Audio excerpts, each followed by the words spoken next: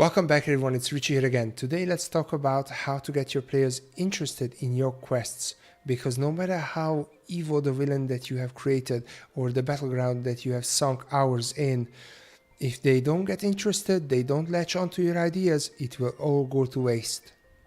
So how do you get them interested and latch onto your ideas? There's plenty of them floating around the internet, but I will give you 3 of them that worked for me for all these years. First is the hammer quest. You just hammer it to the players that you want them to do this quest. It is used by adventure modules quite a lot. Go here, do this, come back, maybe deliver an item, done. It's one of my least used ones, but it's accessible. For example, the party walks around, finds a woman who's in distress, talks with her, and they find out that there's some giant rats in the basement and they need to get rid of them. Very simple, very easy. They still have the option to walk away, but usually they don't, because they want the loot that's coming after the quest, or maybe this quest is joined with another. My advice is prepare a few of these, ones that you can change depending on time and place, and only use them when you run out of ideas for a session or your players finished everything you prepared for them for this session, and still you don't want them to just run around and get bored. The second is the hearsay quest.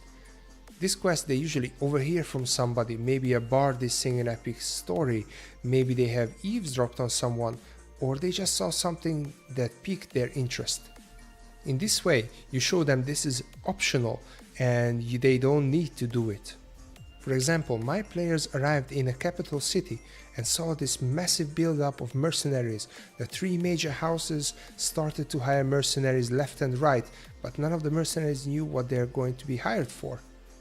This piqued their interest really well. They got interested without me telling them to look into it, and found out that these noble houses have these secret hidden agendas. They solved one directly in the city, and later on assaulted a necromancer's tower for another.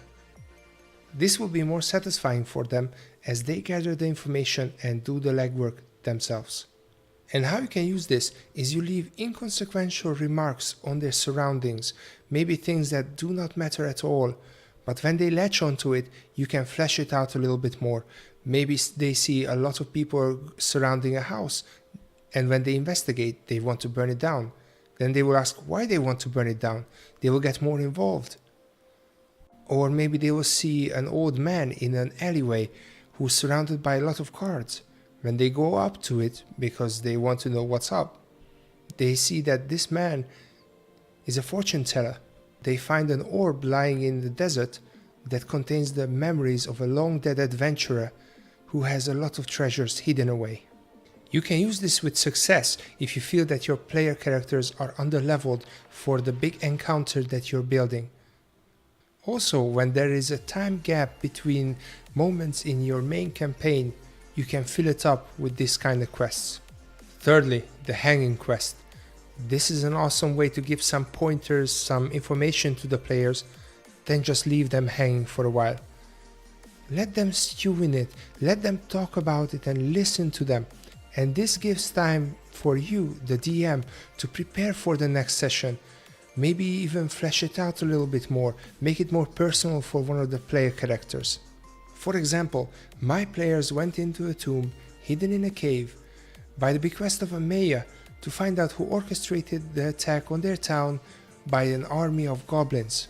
Inside, they found siblings who had the same insignia they found before, but before they could ask them anything, they used Dimension Door and got away.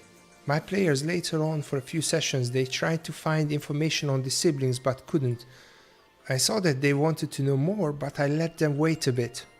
I fleshed them out a little bit more and I returned them as villains/anti-heroes. This is a great way to start off your main campaign if you want the tension to build up slowly until they meet the villain or they have the fight with the big baddie. Beside these quests, I always recommend that you actively listen to your players, as they will drop hints that what interests them and what their character is interested in. For me personally, I like to use these kind of quests in conjunction as they support each other.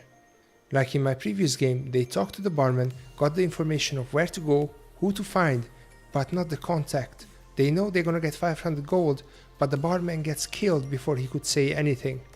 This is a great hearsay quest, as they have to do the legwork themselves. I've given them some information, but they have to go after it. But before they could, the mayor comes up and tells them you have to find out who tried to orchestrate this attack on our town, as this hammer quest slows them down a bit, but they still want to go after the hearsay quest. If you have any other ways that you use this kind of quests, or you have a question, just leave it down in the comments. If you like this video, don't forget to give it a thumbs up, subscribe, and hit the bell icon so you can get notified of the new videos. And until then, keep on rolling.